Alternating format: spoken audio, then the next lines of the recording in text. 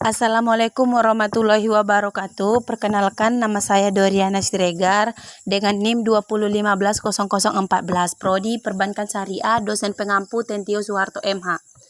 Di sini saya akan memaparkan isi dari PowerPoint saya yang berjudul Sejarah Pemikiran Ekonomi Islam tentang Kebijakan Fiskal pada Awal Pemerintahan Islam. Kebijakan fiskal pada masa Rasulullah SAW, kaum muslimin hijrah dari Mekah ke Madinah dalam kondisi tidak memiliki harta benda akibat kejahatan kaum Quraisy dan boikot kepada kaum muslimin. Pendapatan per kapita kaum muslimin di Mekah sebelum hijrah ke Madinah sangat rendah karena tindakan kaum Quraisy yang melarang segala bentuk perdagangan dan hubungan ekonomi dengan kaum muslimin. Rasulullah mengawali pembangunan Madinah dengan tanpa sumber keuangan yang pasti, sementara distribusi kekayaan juga timpang. Kaum muhajirin tidak memiliki kekayaan karena mereka telah meninggalkan seluruh hartanya di Mekkah. Langkah-langkah pertama yang dilakukan Nabi untuk meningkatkan produksi dan lapangan pekerjaan di Madinah antara lain: 1. Mendorong kaum Ansor dan kaum Muhajirin untuk melaksanakan mujaroah dan musakot. Yang kedua, membagikan tanah kepada kaum Muhajirin untuk membangun rumah. Yang ketiga, membagikan tanah yang ditinggalkan Bani Nadir dan kaum Muhajirin. Keempat, sejak tahun kedua Hijriah dan setelah Perang Badar, ketika ayat tentang khums atau 1/5 dan gonimas atau rampasan diturunkan, Nabi menyisihkan 1/5 harta rampasan dan membagikan sisanya 4/5 kepada tentara yang mengikuti peperangan. Yang kelima, pendirian dan pengaturan keuangan publik yang merupakan tempat pengumpulan atau pusat pengumpulan kekayaan negara Islam yang berguna untuk pengeluaran tertentu. Yang keenam, pada tahun ke-8 Hijriah turun ayat tentang zakat jizyah ketika perdagangan yang diperlukan dari khums, zakat, jizyah, dan lain-lainnya cukup tinggi. Namun, pemerintahan agar para pengurus Baitul Mal, juru dakwah, dan pejabat lainnya mendapatkan gaji yang dibayarkan dari dana. Kebijakan fiskal pada masa Khulafaur Rasyidin. 1. Masa Abu Bakar As-Siddiq. Setelah wafatnya Rasulullah SAW, fungsi kekhalifahan dialihkan kepada Abu Bakar. Abu Bakar terpilih sebagai khalifah dengan kondisi yang sangat miskin, sebagai pedagang dengan hasil yang kurang mencukupi kebutuhan keluarganya. Pada masa Abu Bakar inilah dimulai pengajian terhadap khalifah. Hal ini dilakukan agar khalifah dapat berkonsentrasi dalam pengurus negara, sehingga kebutuhan keluarga khalifah diurus oleh kekayaan Baitul Mal. Ketiga, Utsman bin Affan. Pada 6 tahun pertama masa pemerintahannya, Khalifah Utsman bin Affan melakukan penataan baru dengan mengikuti kebijakan Umar bin Khattab. Walaupun sejalan beriringnya waktu, beberapa kebijakan Umar tidak lagi dilaksanakan.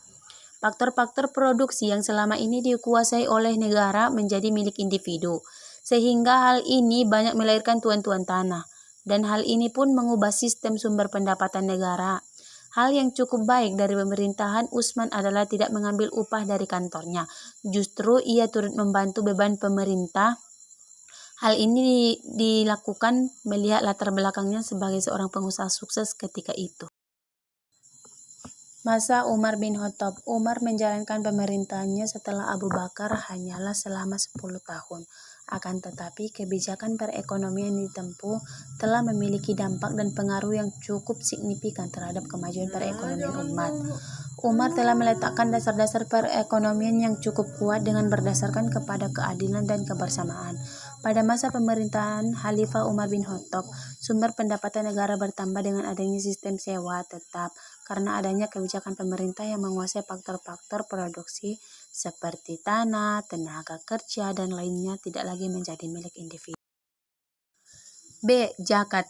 Pada permulaan Islam, zakat ditarik dari seluruh pendapatan utama aktivitas ekonomi ketika itu seperti perdagangan, kerajinan, pertanian, perkebunan, dan peternakan. Pendapatan dari dua kegiatan pertama biasanya dalam bentuk uang tunai dan dapat dinilai dalam bentuk dinar atau disebut juga dengan dirham. Zakat emas dan perak ditentukan berdasarkan beratnya, binatang ternak ditentukan berdasarkan jumlahnya, dan barang dagangan, bahan tambang, dan unta ditentukan berdasarkan nilai, serta zakat pertanian dan buah-buahan ditentukan berdasarkan kuantitasnya. Jenis-jenis pendapatan negara. A. Khas. Khas merujuk pada pendapatan yang diperoleh dari biaya sewa atas tanah pertanian dan hutun milik umat Islam. Jika tanah yang dilah atau kebun buah-buahan yang dimiliki non-muslim jatuh ke tangan orang Islam akibat kalah dalam pertempuran. Aset disebut juga dengan harta. Aset tersebut menjadi bagian dari harta milik orang Islam. Karena itu, siapapun yang mengelolanya harus membayar sewa. Pendirian dan pengaturan keuangan publik.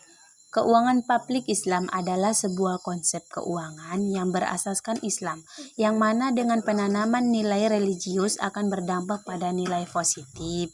Sumber dari keuangan publik Islam tentunya basis perolehan yang terbesar adalah zakat, infak, sedekah, dan wakaf.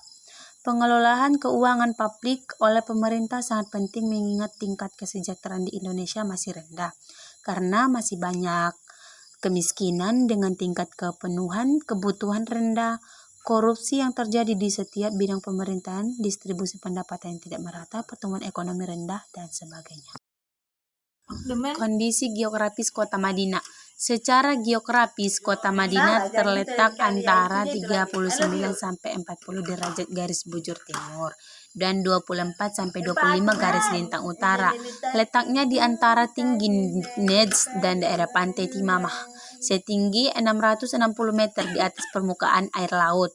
Dari sektor ekonomi terdapat sektor pertanian dan perkebunan, terlebih perkebunan kurma yang sudah dikenal sejak masa lampau, peternakan selayaknya penduduk Arab, serta perdagangan, ditambah dengan sektor jasa utama dan jasa pelayanan para peziarah, di antara adalah usaha perhotelan dan usaha penginapan.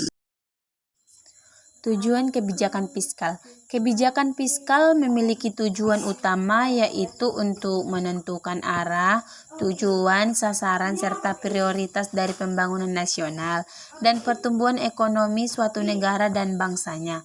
Sesuai dengan pengertiannya, kebijakan fiskal bertujuan agar dapat mengontrol pemasukan dan pengeluaran suatu negara sehingga mencapai tujuan ekonomi negara yang lebih baik. Pendapatan Baitul Mal. Sumber pendapatan Baitul Mal diantaranya adalah zakat, faiz, jizyah, khors, unsur, ghanimah.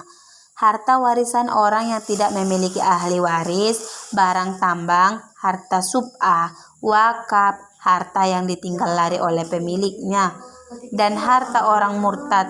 Fungsi Baitul Mal adalah suatu lembaga atau pihak atau al-jihad yang mempunyai tugas khusus menangani segala harta umat baik berupa pendapatan maupun pengeluaran negara. Baitul Mal juga dapat diartikan secara fisik sebagai tempat untuk menyimpan dan mengelola segala macam harta yang menjadi pendapatan negara. Siapa yang membuat kebijakan fiskal? Kebijakan fiskal umumnya dilakukan oleh pemerintahan melalui Kementerian Keuangan atau kementerian lainnya, seperti Kementerian Perdagangan, lembaga investasi, sampai lembaga pendapatan, seperti Otoritas Jasa Keuangan atau disingkat dengan OJK, dan lembaga penjamin simpanan atau disebut juga dengan LPS. Lembaga-lembaga tersebut berwenang untuk mengatur berbagai kebijakan yang berkaitan dengan pengelolaan keuangan, pendapatan, pengeluaran, produksi, industri, ekspor, impor, dan sebagainya. Jenis pengeluaran Baitul Mal dan kebijakan fiskal. Mungkin hanya ini yang dapat saya sampaikan dalam makalah saya ini. Jika ada kejanggalan dalam berbicara agar dapat memakluminya, karena saya masih dalam tahap belajar. Saya sebagai pemakalah mengundurkan diri. Sekian dan terima kasih. Assalamualaikum warahmatullahi wabarakatuh.